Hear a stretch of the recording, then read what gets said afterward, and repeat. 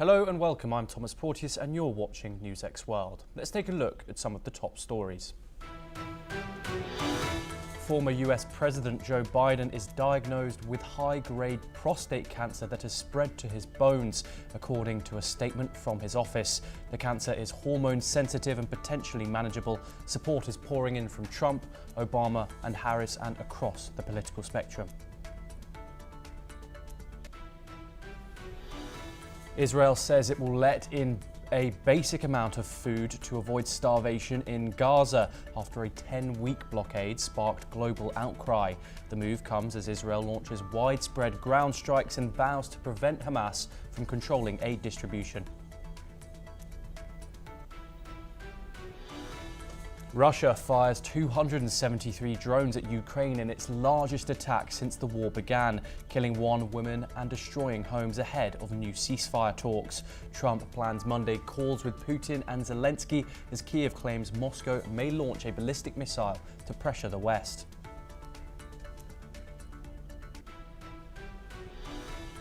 Liberal Bucharest Mayor Nicolae Dan defeats far-right challenger George Simeon, securing 54% of the vote after a heated, high turnout runoff.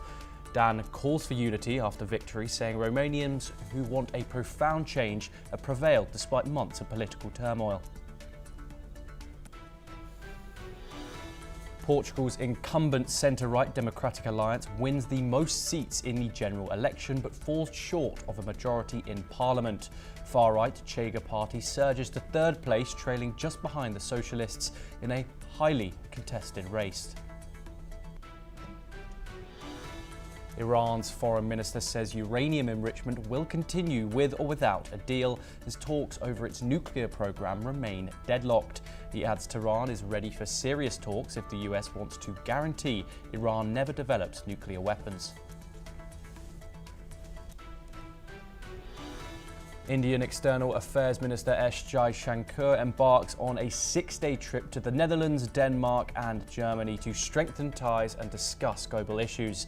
He will meet top leadership in all three countries, with talks covering bilateral, regional and international cooperation.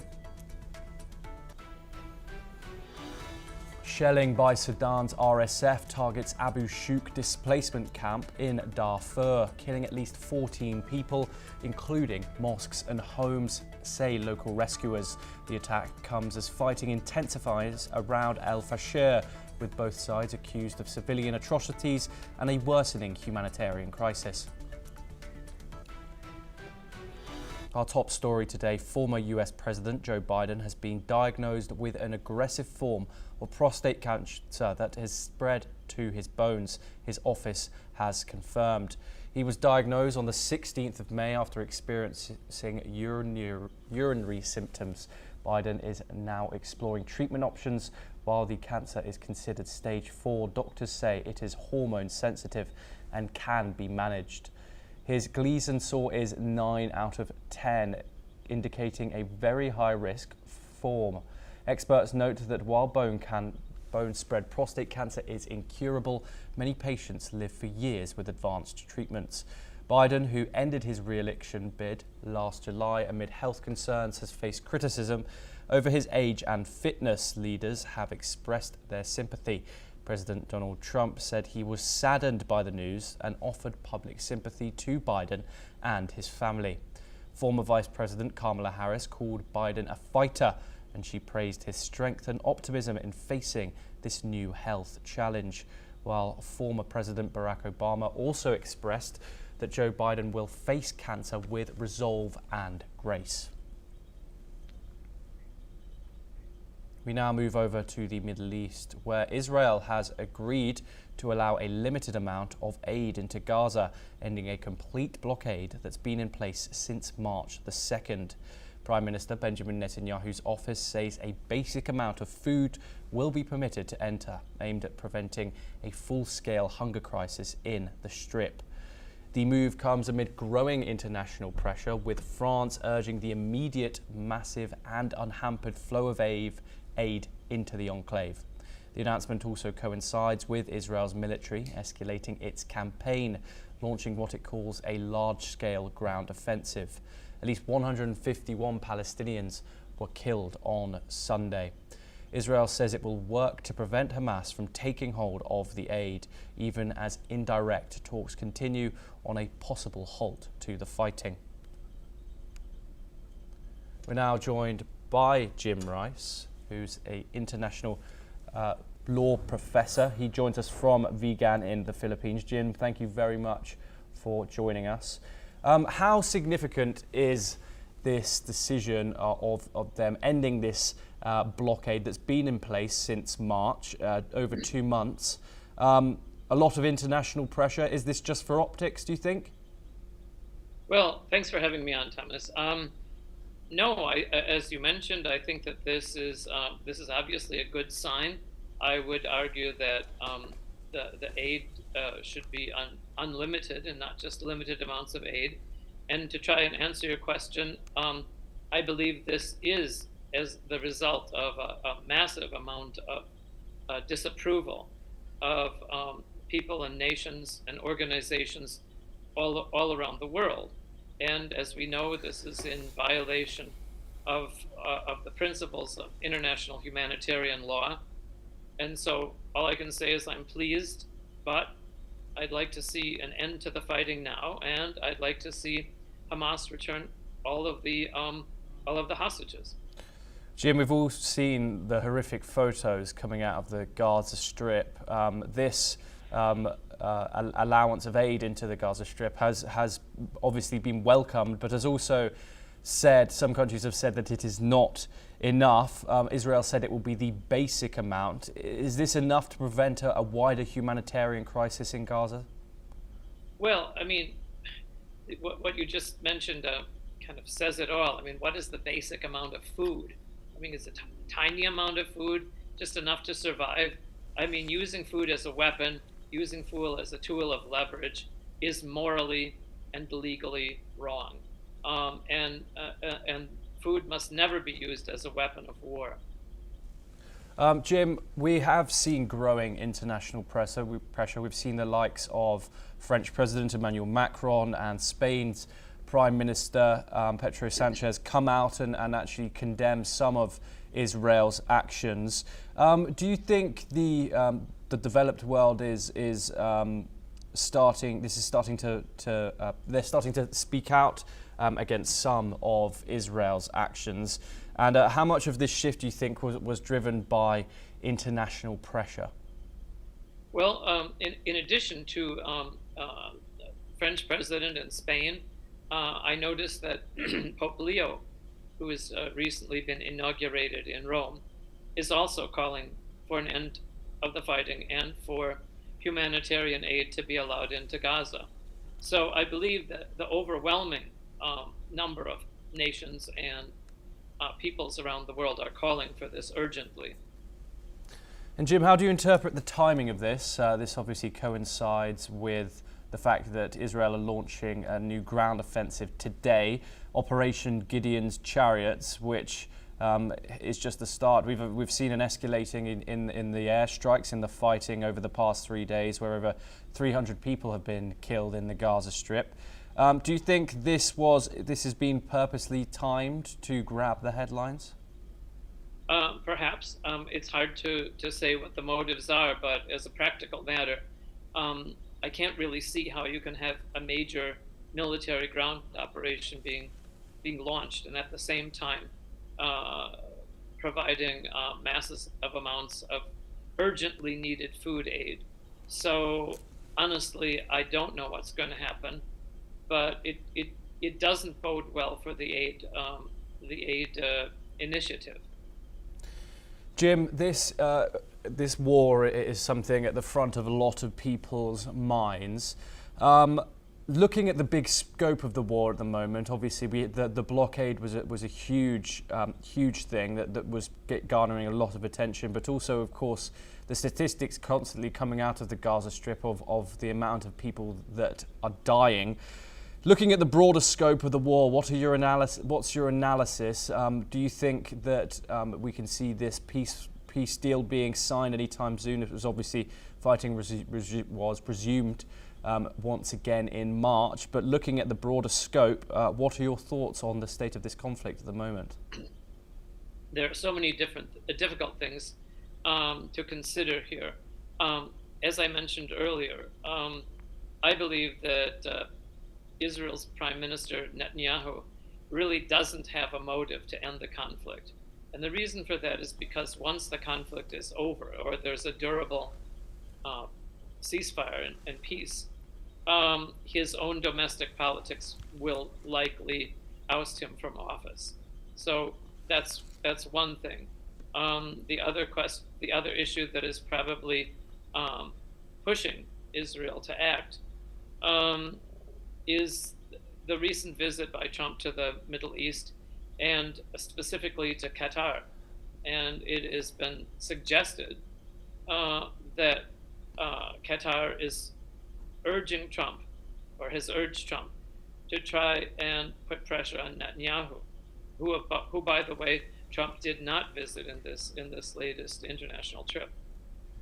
Jim Rice, thank you very much. You are staying with us. We now move over to Europe, where on May the 18th, Russia launched its largest drone attack on Ukraine since the start of the war, destroying homes and killing at least one woman, a day before the United States President Donald Trump is due to discuss a proposed ceasefire with Russian President Vladimir Putin. Ukraine's Air Force said Russia launched 273 drones at Ukrainian cities.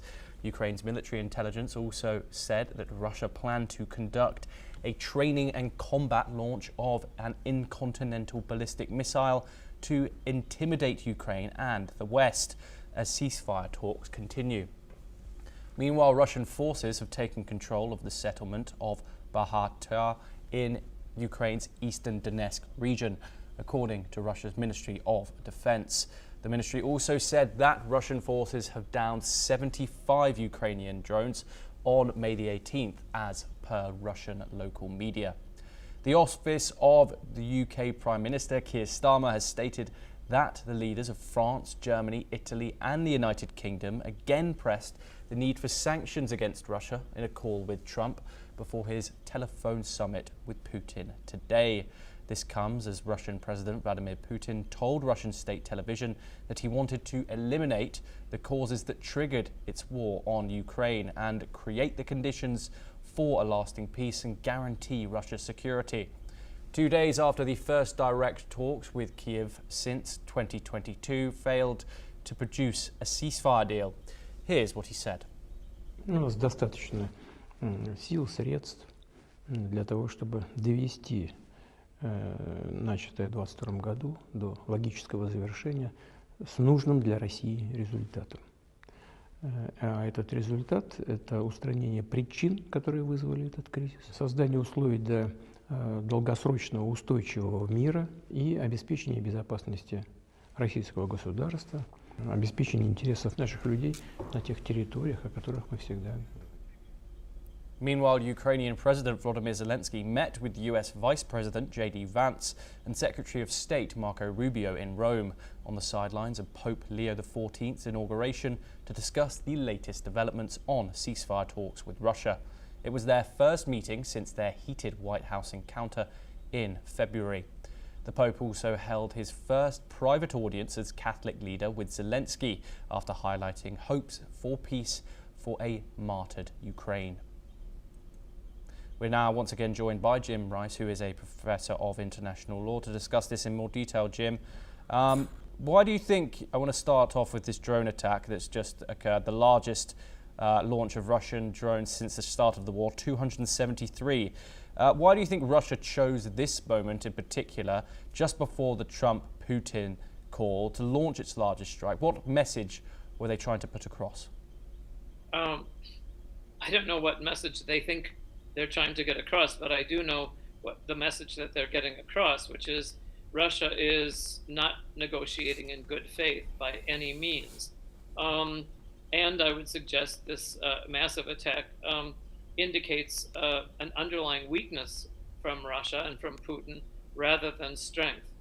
But again, apart from that, I'm just speculating.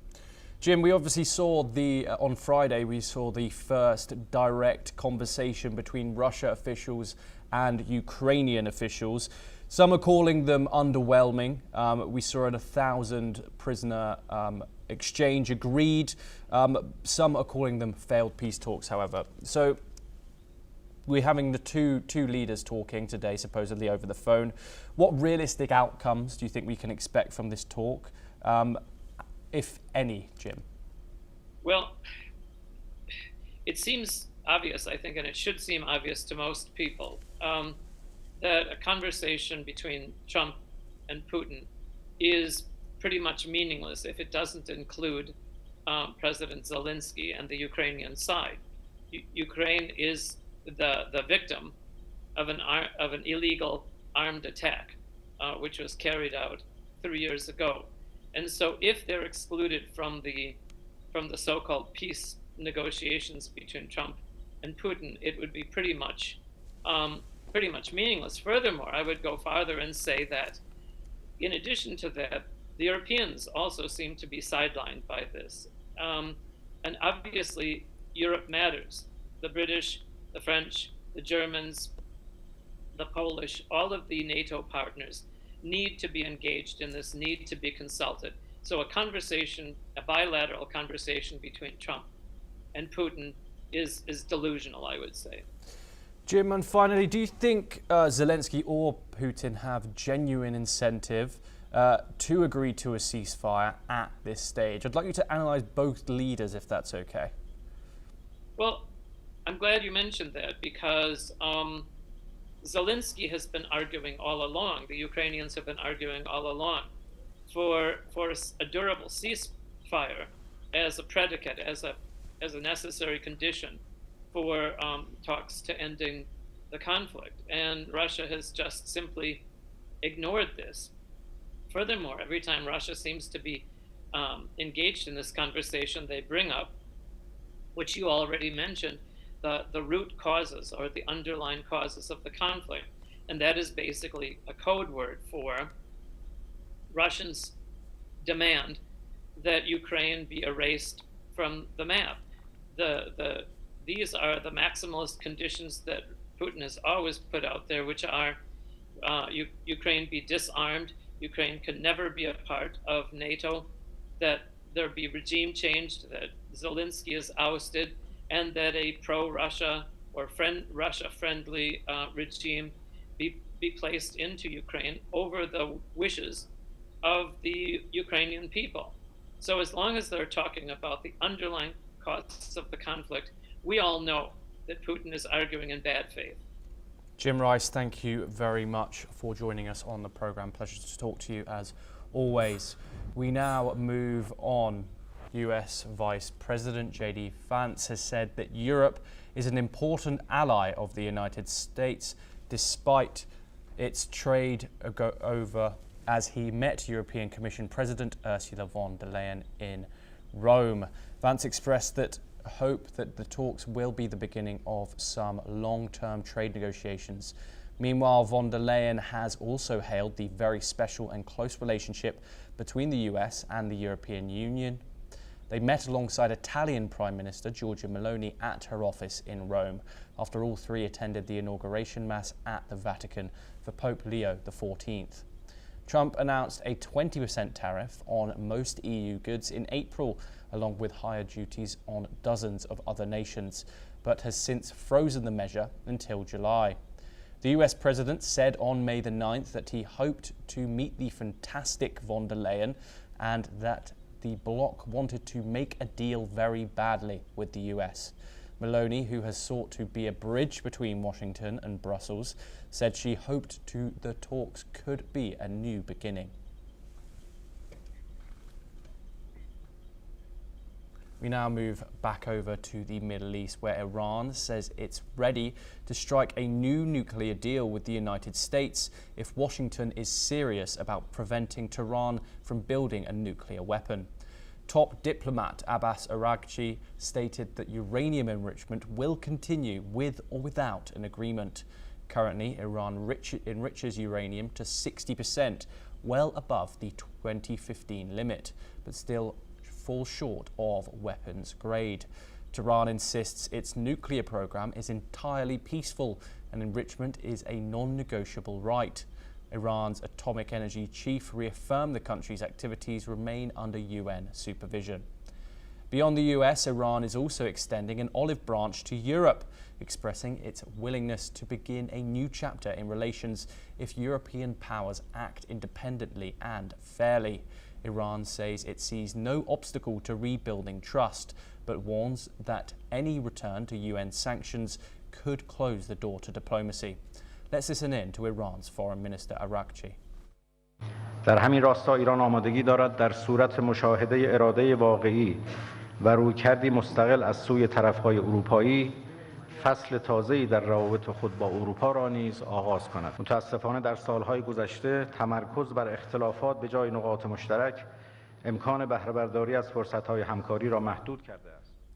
More from the world of diplomacy now. India's External Affairs Minister S. Jaishankar has kicked off a 6-day visit to Europe with stops in the Netherlands, Denmark and Germany. The visit, which runs until May the 24th, will see Jaishankar hold high-level meetings focused on strengthening bilateral ties and discussing global and regional issues. India is looking to bolster cooperation on trade, technology, renewable energy and innovation, just days after signing a landmark free trade agreement with the UK. Meanwhile, Pakistan's Deputy Prime Minister Ishaq Dar is in China for talks on regional security, economic cooperation and defence amid tensions. UK Prime Minister Keir Starmer hosts European Union leaders in London today for a landmark summit marking a potential reset in UK-EU relations 5 years after Brexit. Starmer, who took office last July, is pushing for a strengthened forward-looking partnership to boost jobs, lower costs and enhance border security. Negotiators are rushing to finalise agreements on fishing rights and youth mobility. But the summit's main focus is a security and defence partnership. If signed, it would enable regular security talks, UK participation in EU military missions and access to a €150 billion EU defence fund. 2 additional documents, a joint statement of European solidarity and a common understanding to ease Brexit trade barriers, are also expected to be looked at. EU officials note Britain's strong interest in economic cooperation. Starmer faces domestic criticism from Conservatives who label the move a surrender. The talks come amid growing defence urgency over Russia and concerns about future US security commitments.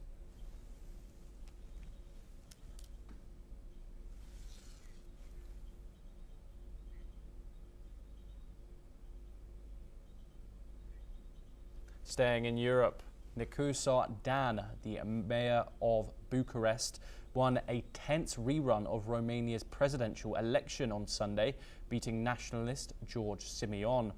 The ballot came 5 months after Romania's constitutional court annulled an election over allegations of Russian interference and a massive social media promotion of the far-right frontrunner, who was not allowed to stand again.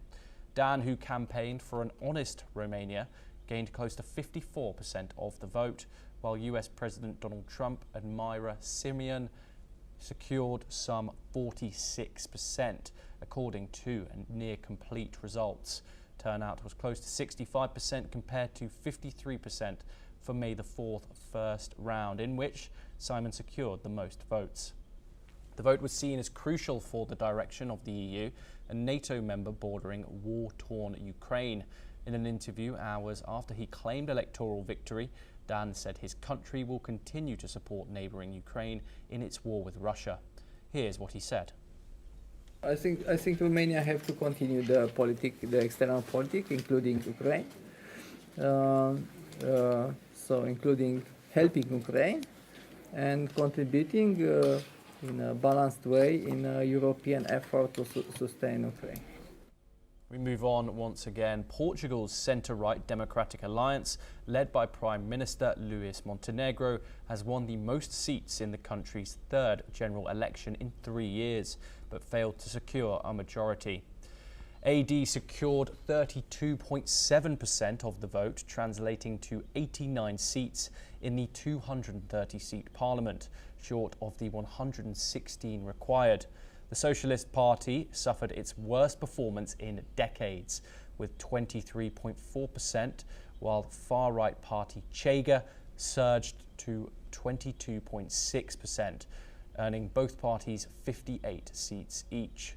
Montenegro, who has ruled out a coalition with Chega, now faces difficulty forming a government. Chega's rise marks a historic shift, reflecting increasing national support since its 2019 debut. The election was triggered by a no-confidence vote in March over the conflict of interest allegations. Montenegro has promised to tighten immigration policy after accusing socialists of mismanagement.